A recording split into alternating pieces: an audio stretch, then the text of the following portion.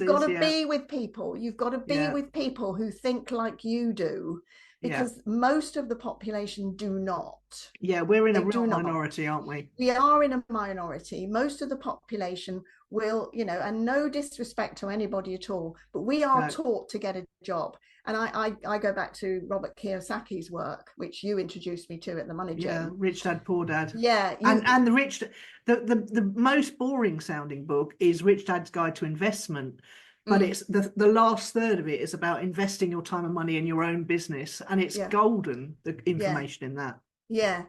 So when I think about the cash flow quadrant, most of us are taught to be on the left, right? On the left hand side. Employee, freelance, and then freelance, self-employed.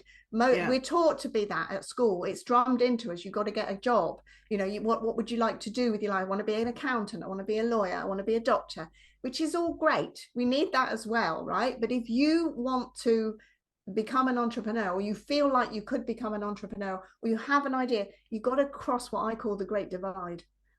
Onto the right hand side, from left hand side to right hand side. You've got to cross that, and that will bring up all sorts of beliefs, all sorts of childhood crap, basically. And that is the journey. But they can be worked through. They can be, reading Rich Dad Poor Dad, and then reading E-Myth Revisited. And there's several. I mean, I've got a top 30 books that I recommend that have made a difference in my life, knocking around on LinkedIn. I think it's on my website as well. So that, they're just amazing. There's some amazing books out there. And then occasionally you'll run into an entrepreneur, and like I did several times, and you'll say, have you read blah? And have you read? And they go, no.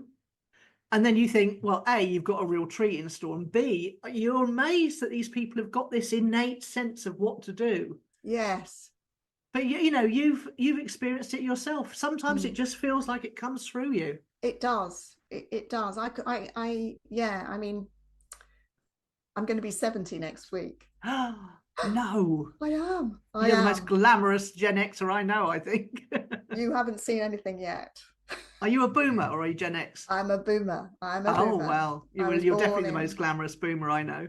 1954.